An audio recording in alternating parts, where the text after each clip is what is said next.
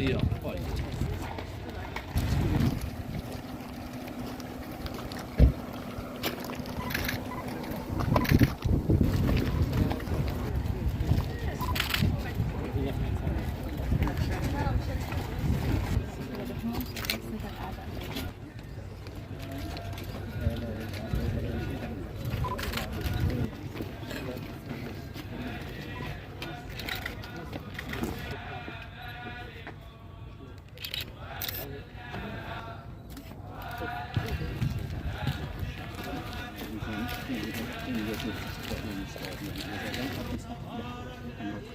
المعتقلين لاستغلال المنشآت التي في وقت كانت بيد العمل المقيم مع الإعداد مشروع الاحتفاظ بجزيرة وتجهيز طور المراحل إلى حدود سنة 1940 وضعت في مساحة مخصصة للفلاح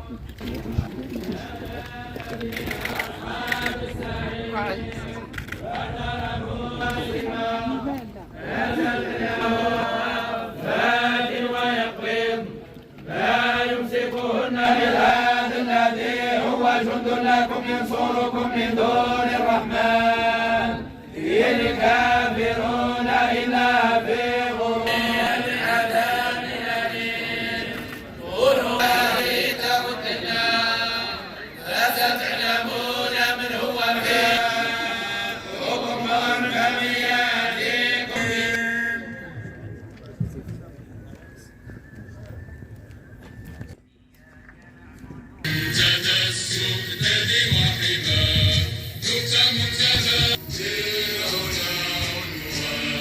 أداء صوت ملك الشعب.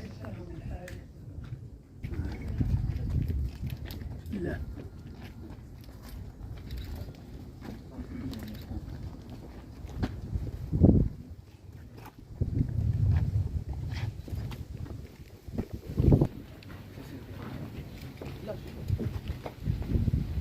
والسادة نساء ورجال الحركة الوطنية والمقاومة وجيش التحرير، السيدات والسادة ممثلو الأحزاب السياسية وجمعيات المجتمع المدني ووسائل الإعلام والاتصال، الحضور الكريم، على مألوف عائدته كل سنة يخلد الشعب المغربي اليوم مع أسرة المقاومة وجيش التحرير ذكرى 70 لملحمة ثورة الملك والشعب المجيدة التي تقترن والذكرى 60 لميلاد صاحب الجلالة الملك محمد السادس نصره الله.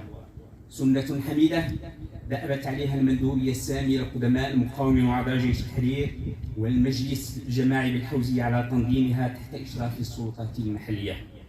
خير ما نستهل بهذا الحفل المبارك آيات بينات من الذكر الحكيم يتلوها على مسامعنا المقرئ سيد الحاج. ولا تحسبن الذين قتلوا في سبيل الله أمواتا بل أحياء عند ربهم يرزقون فرحين بما آتاهم الله من فضله. والصلاة والسلام على أشرف الأنبياء والمرسلين السيد عامل الإقليم الجديدة، السيد الكاتب العام للعمالة، السيد رئيس المجلس الإقليمي، السيد رئيس المجلس العلمي، السادة نواب الأمة، السيدات والسادة المنتخبون، السيدات والسادة أعضاء المجلس الجماعي للحوزية، السيد الرئيس الأول لمحكمة الاستئناف، السيد الوكيل العام لمحكمة الاستئناف، السيد رئيس المحكمة الابتدائية بالجديدة، السيد وكيل الملك بالمحكمة الابتدائية بالجديدة، السيد نقيب هيئة المحامين، السيد رئيس قسم الشؤون الداخلية، السيد القائد الجهوي للدرك الملكي، السيد القائد الإقليمي للقوات المساعدة، السيد القائد الإقليمي للوقاية المدنية، السادة رؤساء المصالح اللاممركزة، السيد المندوب الإقليمي للمقاومة وجيش التحرير، أسرة المقاومة وجيش التحرير، السادة رجال الإعلام والصحافة، الحضور الكريم كل باسمه وصفته. قال الله تعالى في محكم كتابه العزيز: ولا تحسبن الذين قتلوا في سبيل الله أمواتا بل أحياء عند ربهم يرزقون. صدق الله العظيم. حضرات السيدات والسادة، نلتئم اليوم لإحياء الذكرى 70 لثورة الملك والشعب في رحاب هذه الأرض الطاهرة التي شاء لها الله أن تكون مستقرا أبديا لرجال صدقوا ما عاهدوا الله عليه وما بدلوا تبديلا.